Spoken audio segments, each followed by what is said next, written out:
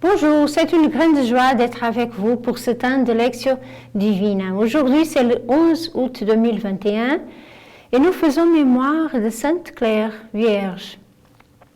Pour la liturgie d'aujourd'hui, nous avons la première lecture du livre de Deutéronome, chapitre 34, du verset 1 au verset 12. En ce jour-là, Moïse monta des steppes de Moab au mont Nebo, sur un sommet qui est en face de Jéricho.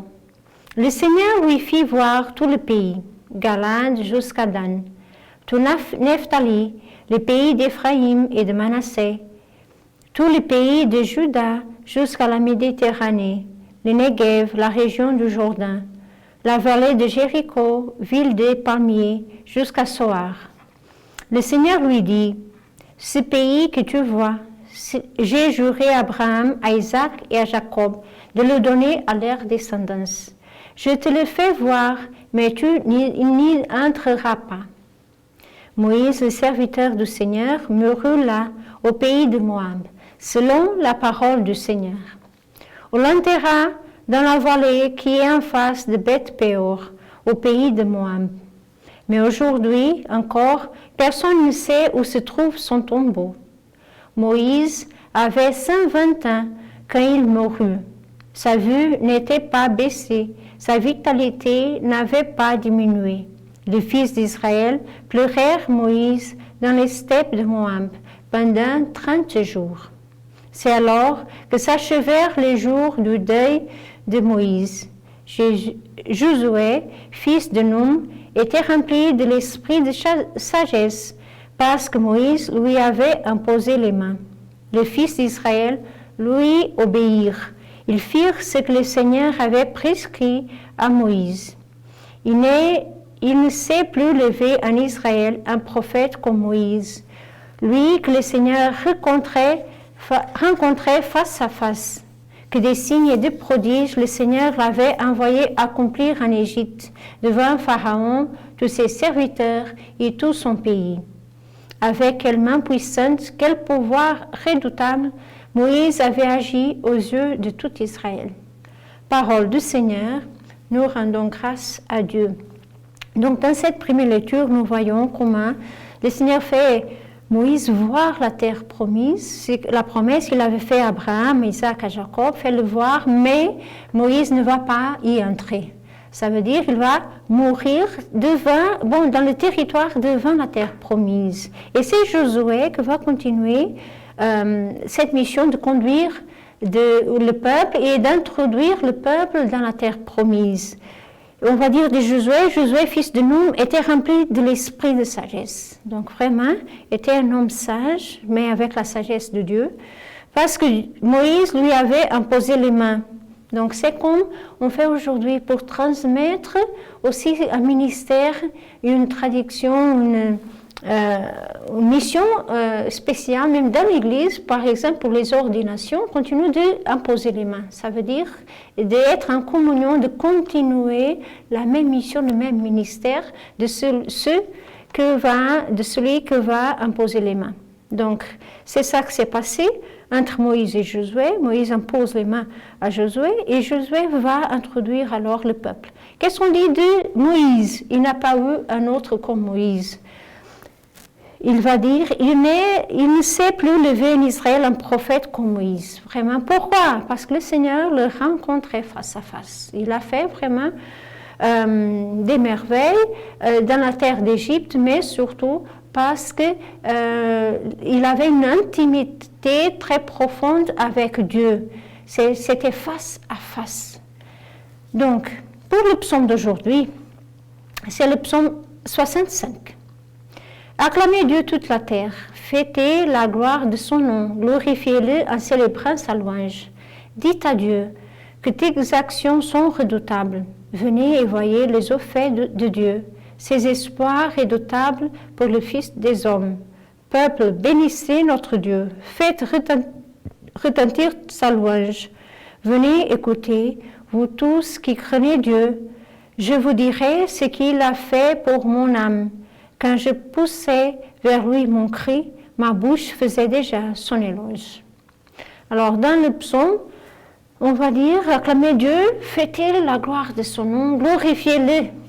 Donc, c'est cette invitation pour louer le Seigneur, de proclamer que ses actions sont redoutables.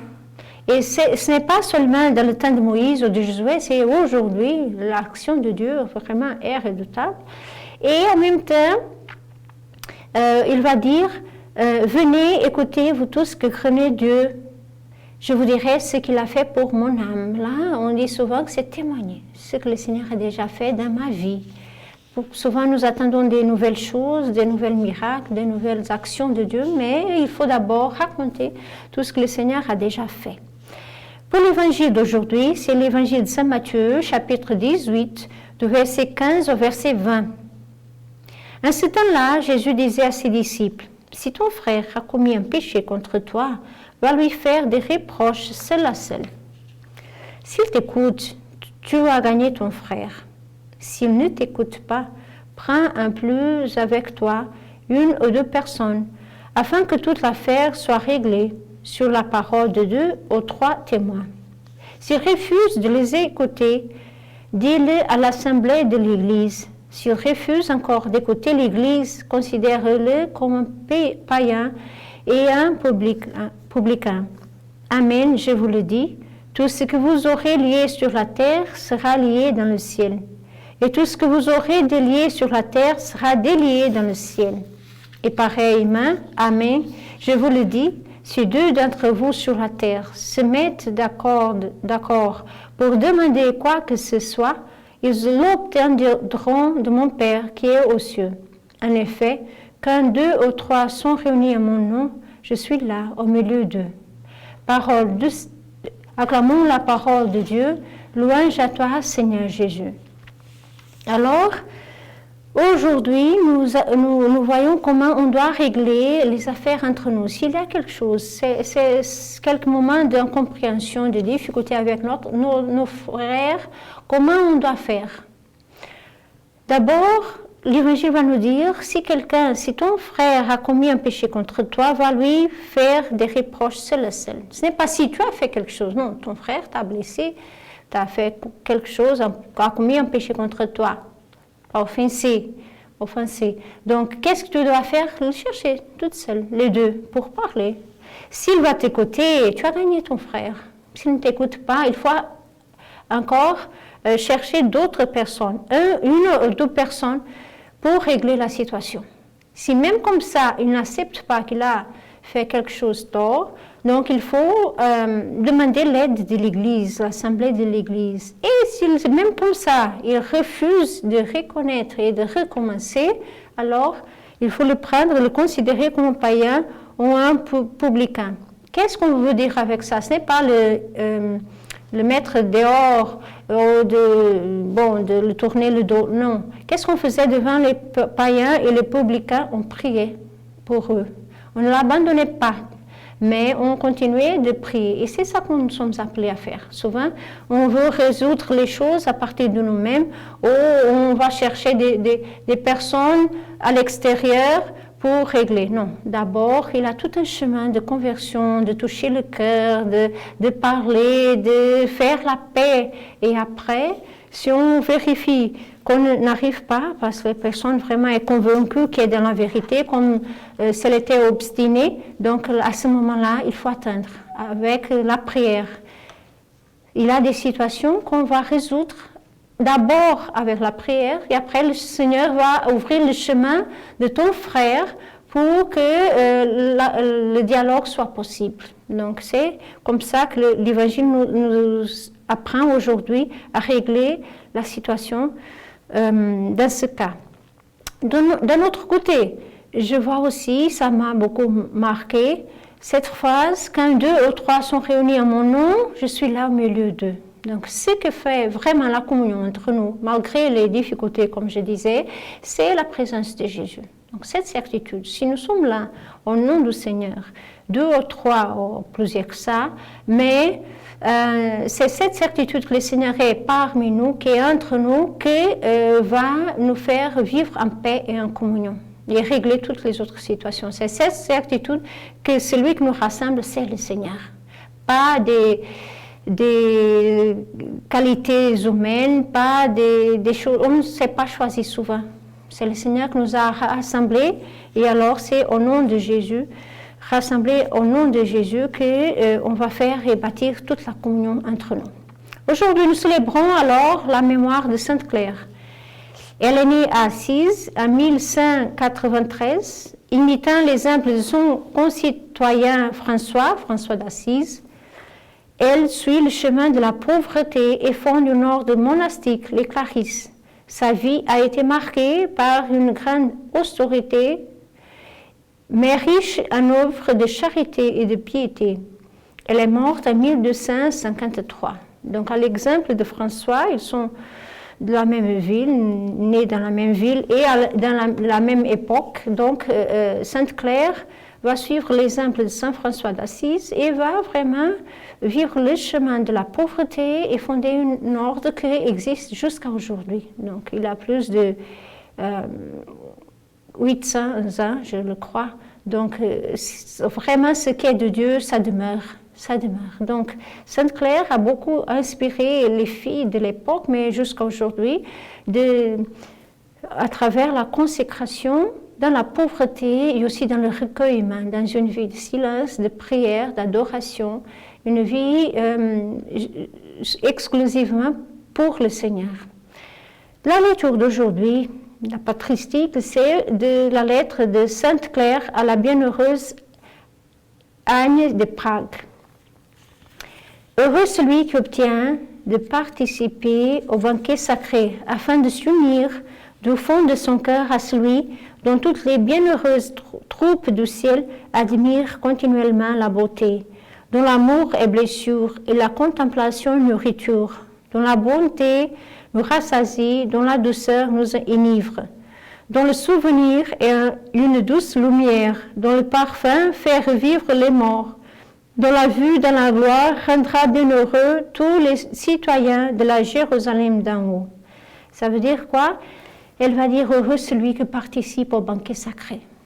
C'est l'Eucharistie, c'est l'Eucharistie. Nous savons même l'image, la statue de Sainte Claire a toujours le Saint-Sacrement dans la main. Elle porte toujours le Saint-Sacrement, cet amour à l'adoration, à l'Eucharistie. Puis cette vue est un reflet de la lumière éternelle, un miroir sans tache.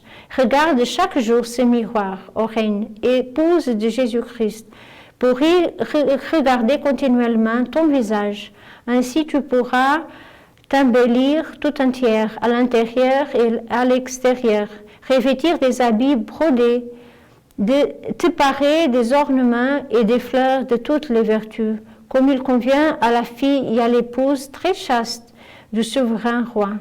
Dans ce miroir resplendit la bienheureuse pauvreté, la sainte humilité, l'inexprimable charité que tu pourras contempler par la grâce de Dieu comme dans un miroir parfait. Donc elle va nous dire que nous sommes appelés vraiment à cette bienheureuse pauvreté, à la sainte humilité et à une inexprimable charité. Donc on va contempler l'Eucharistie, et l'Eucharistie c'est comme un miroir. Qu'est-ce que ce miroir nous révèle? Ce que je viens de dire, la pauvreté, l'humilité et la charité. C'est l'adoration qui nous pousse vraiment à vivre ces vertus. Et pour finir, je prends aussi notre paragraphe. Regarde donc comment ce miroir a commencé. La pauvreté de celui qui a été déposé dans une mangeoire, enveloppé de linge. Ô étonnante humilité, ô stupéfiante pauvreté. Le roi des anges, le Seigneur du ciel et de la terre, est couché dans une mangeoire. Au centre du miroir, considère l'humilité, ou du moins la bienheureuse pauvreté, les labeurs et les peines innombrables qu'il a supportées pour la rédemption du genre humain. Et à l'extrémité de ce miroir, contemple l'inexprimable charité dont il a voulu mourir sur l'arbre de la croix, et y mourir du genre de mort le plus honteux. Donc ce miroir, comme je disais, contempler le Seigneur, participer au banquet sacré, ça nous révèle à nous-mêmes comme un miroir. Mais ce miroir nous invite à vivre la pauvreté, l'humilité, la charité, à commencer d'abord pour la pauvreté de Jésus, qu'à assumer naître dans une mangeoire enveloppée de linge. Donc vraiment, comme elle dit, c'est ô étonnante humilité. Un Dieu qui se fait homme et qui va naître comme ça. Et en même temps, il va dire, mais l'extrémité de ce miroir nous révèle, c'est la croix. Contemple l'inexprimable charité, donc il a voulu mourir sous l'arbre de la croix et mourir du genre de mort le plus honteux. Donc Jésus a assumé cette pauvreté jusqu'à l'extrême, de mourir sous la croix, la mort plus honteuse de l'époque. Donc vraiment, nous sommes aussi appelés à vivre à partir de l'Eucharistie et à partir de cette pauvreté, de se faire pauvre, comme Jésus a assumé aussi cette pauvreté. Alors, pour le jour d'aujourd'hui, on voit comment Josué va continuer la mission de Moïse, d'introduire le peuple élu dans la terre promise. Nous voyons aussi comment on doit régler si notre frère a commis un péché contre nous, d'abord le chercher, après inviter d'autres témoins, après demander l'aide de l'Église et après le confier dans notre prière. En même temps, cette certitude que quand 2 ou 3 sont réunis au nom du Seigneur, il est là, il est là. Que le Seigneur nous renouvelle dans cet amour à l'Église et dans la communion entre nous. Lui que Père, Fils et Saint-Esprit. Amen.